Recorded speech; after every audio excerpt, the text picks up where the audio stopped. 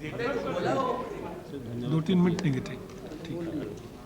मुलायम सिंह, माननीय मुलायम सिंह यादव। अध्यक्ष महोदय जी, हिंदुस्तान और पाकिस्तान के बीच अच्छे रिश्ते हों, हमारी राय में इसको सभी चाहते हैं। पूरे हिंदुस्तान की जनता चाहती है और पाकिस्तान की जनता भी चाहती है। ये मुश्किलें आती हैं जो सरकार में बैठे उनके बीच। अगर इसके लिए अच्छा माहौल बनाया जाए और अच्छे रिश्ते हों तो समाजवादी पार्टी इसका समर्थन करती है और माननीय प्रधानमंत्री जी का जो प्रयास है उसका भी हम स्वागत करते हैं। लेकिन सार्थक के कोई ऐसा नतीजा निकले ये बहुत जरूरी है। लेकिन हमने जो शुरू में कहा कि जो कुर्सी पे बैठे लोग हैं वो अपने स्वार्थ को पहले देख रहे, चाहे पाकिस्तान हो चाहे हिंदुस्तान हो। इसे दोनों देशों की जनता के बीच माहौल बनाने की आवश्यकता है और अंततोगत्वा दोनों की दोस्ती के अलावा कोई दूसरा रास्ता नहीं है, विकल्प नहीं है। लेकिन दूसरी बात हम संक्षिप्त अध्यक्ष महोदय कहेंगे, इन अच्छे संबंधों को बनाने के लिए माहौल बनाना पड़ेगा। और ठीक है, जैसा कहा गया सांस्कृतिक आधार पर हम शुरू करेंगे खेलों के माध्यम से या कलाकारों के माध्यम से।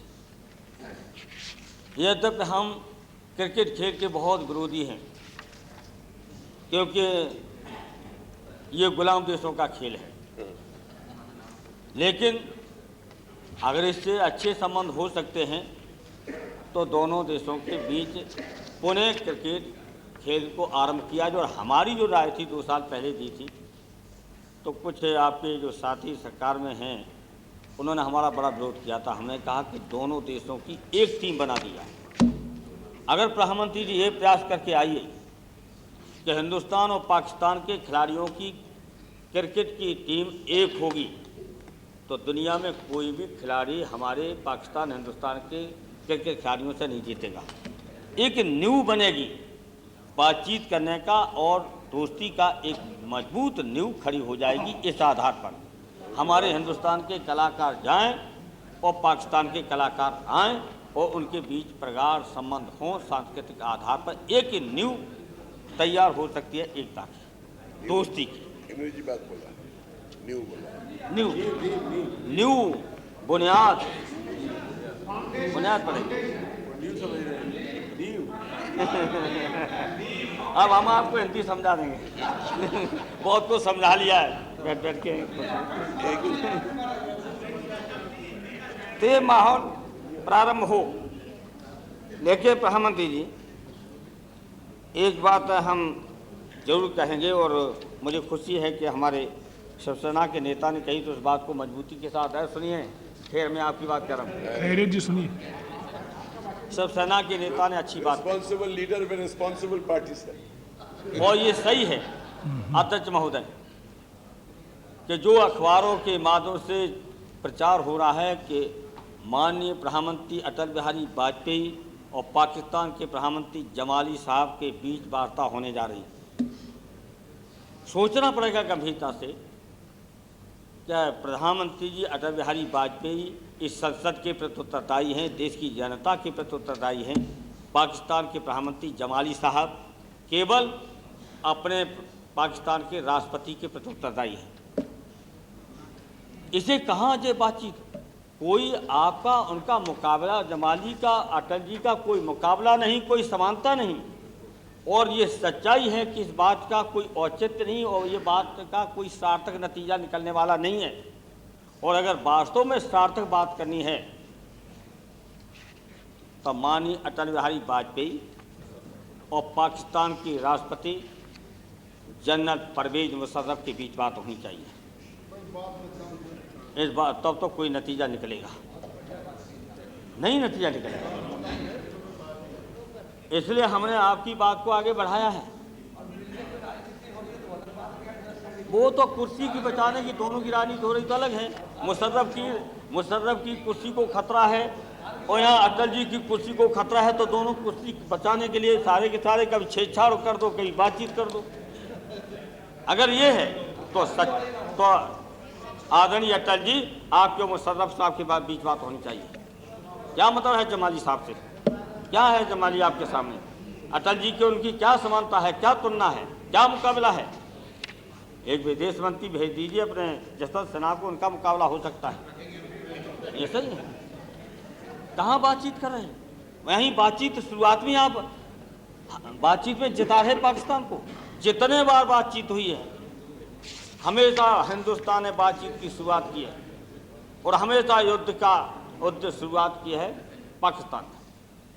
और बातचीत जब हुई है तो पाकिस्तान जीता है, हिंदुस्तान हारा है हर बातचीत में। तो अब सावधान हम करना चाहते हैं आपको। बातचीत हो, दोस्ती हो, इसके अलावा कोई विकल्प नहीं है, हम स्वीकार करते हैं। और इसका अब विकल्प एक ही है कि महासंघ बनाइए, ढीला ढाला बने, चाहे बातचीत रखिए महासंघ की। और महासंघ के लिए दोनों देशों की जनता के बीच एक माहौल बनाना पड़ेगा।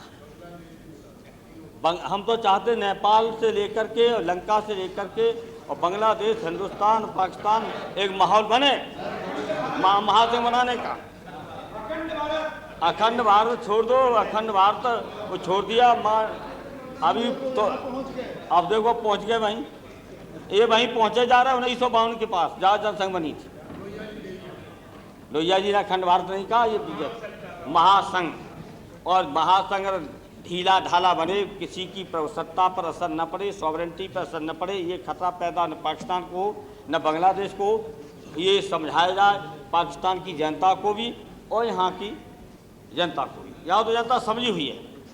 ये महासंघ बनाने का, ढीला ढाला महासंघ बने, लेकिन महासंघ बनाने के अलावा कोई रास्ता नहीं। सरहदें जब तक खत्म नहीं होंगी तब तक पाकिस्तान हिंदुस्तान के संबंधों का कोई सार्थक परिणाम निकलने वाला नहीं। ये कोशिश आपकी करनी चाहिए, ये माहौल बनाना चाहिए।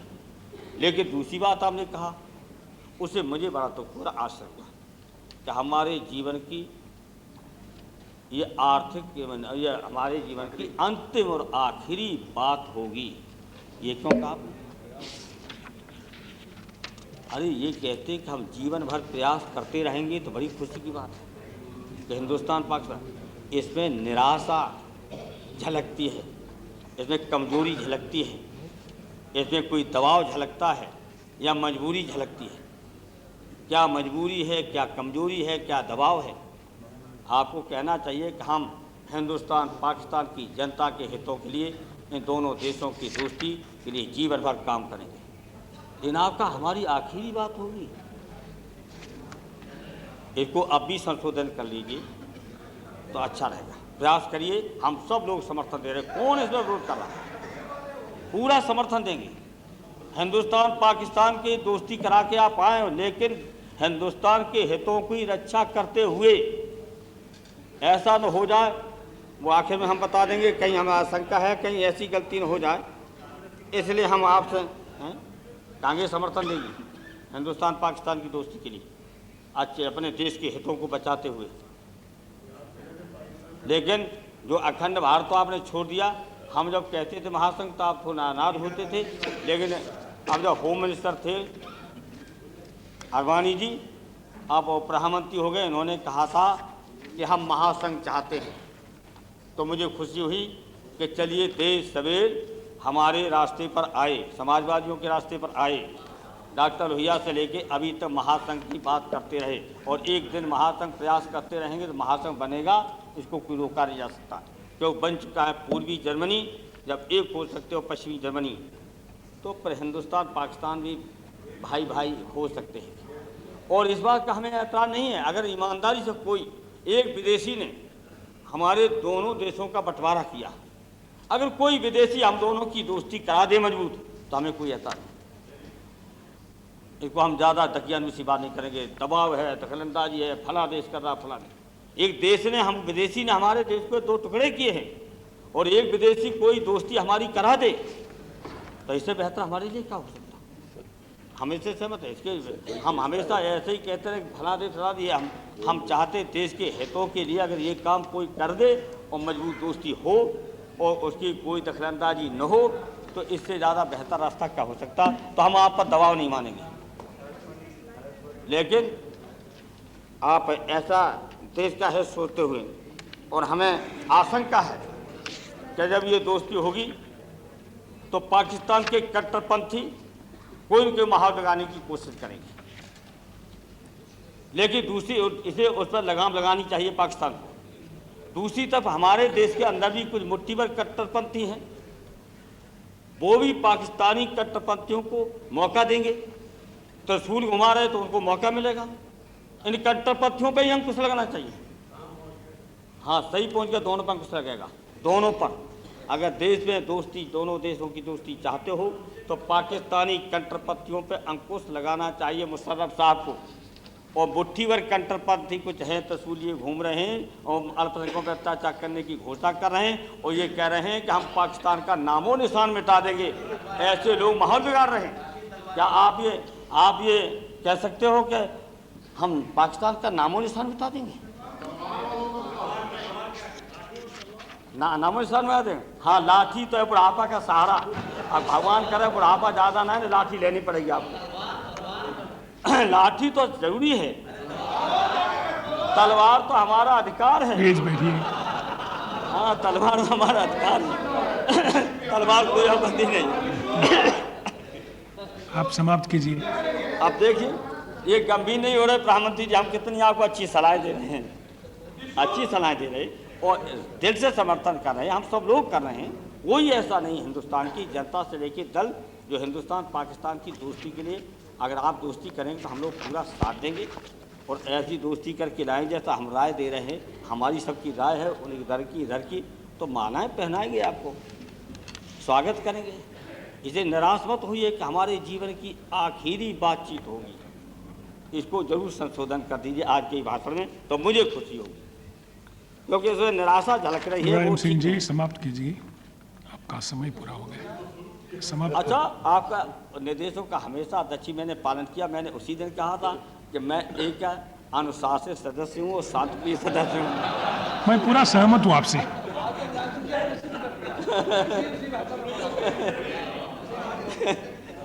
मैं आपसे पूरा आपका सहमत हूँ। निर्देश का पालन किया, अनुशासित हूँ।